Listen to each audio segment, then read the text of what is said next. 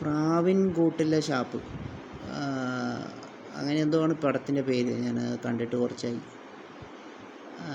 Cinema ഒരു murder മിസ്റ്ററിയാണ്. അതായത് ഷാപ്പിൽ വെച്ചൊരു കൊലപാതകം നടക്കും. അപ്പോൾ അതായത് ഷാപ്പിലുള്ള എല്ലാവരും വെള്ളടിക്കുകയാണ്. അപ്പോൾ ആ കൂട്ടത്തിൽ ഒരാളാണ് കൊന്നത്. കൊലയാളി പുറത്തു നിന്നുള്ള ആളല്ല, പക്ഷെങ്കിൽ ആൾ മരിച്ചു. ഒരു തെളിവൊന്നുമില്ല. അങ്ങനത്തെ ഒരു കേസ് അന്വേഷിക്കാൻ വേണ്ടിയിട്ടാണ്. അങ്ങനത്തെ ഒരു കേസും അത് അന്വേഷിക്കാൻ വരുന്ന പോലീസ് ഓഫീസറാണ്. പോലീസ് ഓഫീസറായിട്ടുള്ള ബേസിലാണ് മറ്റ് താരങ്ങളുള്ള സൗബിനും പിന്നെ ചെമ്പൻ വിനോദ്, അങ്ങനെ കുറച്ച് സെറ്റ് ആൾക്കാരുണ്ട്.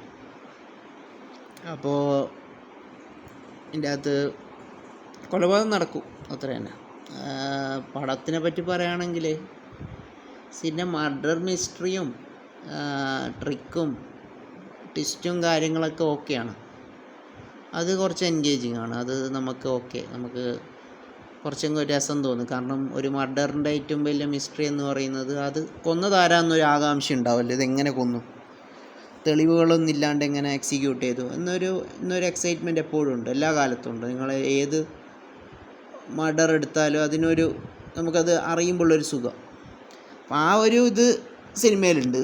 പക്ഷെ ബാക്കി സിനിമ ആ മർഡർ മിസ്റ്ററി ഒഴിച്ച് നിർത്തിയാൽ അതിൻ്റെ ബാക്ക്ഗ്രൗണ്ടായിട്ട് പറയുന്ന പല കഥകളും ഒന്നും കണക്ട് ചെയ്യാൻ പറ്റില്ല. ഈ മർഡർ ഇതുമായിട്ടൊന്നും വലിയ ബന്ധമൊന്നുമില്ല. അത് വേറെ രീതിയിൽ പറഞ്ഞു പോന്നു. പിന്നെ പല സീനുകളൊക്കെ ഭയങ്കര ഓവറാണ്. ബേസിലെ ക്യാരക്ടറായിട്ടുള്ള പോലീസ് ഓഫീസറൊക്കെ എന്താണ് എനിക്കൊന്നും മനസ്സിലായില്ല. ഡെലിവർ ചെയ്തിട്ടുണ്ട് പെർഫോമൻസ്, പക്ഷെ അതൊന്നും ആ സിനിമയായിട്ട് ഒരു ബന്ധമില്ല.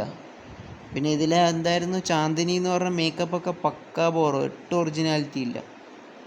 അതായത് മർഡർ മിസ്റ്ററി ഒരു വഴിക്ക്, മറ്റ് കാര്യങ്ങളൊക്കെ വേറൊരു വഴിക്ക് എന്നുള്ള രീതി, രണ്ടും വേറെ വേറെ ആയിട്ടാണ് നമുക്ക് കാണാം. ഇപ്പോൾ നമ്മൾ ഓയിലിൽ വെള്ളം ഒഴിച്ച് കഴിഞ്ഞാൽ ഓയിൽ വേറെ വെള്ളം വേറെ എന്നാണ്, ആ ഒരു ഐറ്റമായിരുന്നു ഇതുണ്ടായിരുന്നത്. അതായത് ആ മർഡറുമായിട്ട് ബന്ധപ്പെട്ടുള്ള ഒരു കാര്യം വേറെയും അതുമായിട്ട് ചുറ്റിപ്പറ്റിയിട്ടുള്ള ഡ്രാമ മറ്റ് കാര്യങ്ങളൊക്കെ വേറെ രീതിയിലാണ് പോകുന്നത്. ഇതിൽ തന്നെ ബേസിൽ ഷർട്ടൊക്കെ ഒരാണ്ട് എന്താ പറയുക, ഒരു മോട്ടോർ ബൈക്ക് ഓടിച്ചു വരുന്ന സീനൊക്കെ, അതൊക്കെ എന്താണ്, അയ്യോ. പിന്നെ ഇതിൽ കുറച്ചൊരു ഇത് പുറമേ ഒന്ന് ചോദിച്ചാൽ അതിലൊരു ചേസിങ് സീനുണ്ട്. മറ്റേ ഒരു എന്താ പറയുക,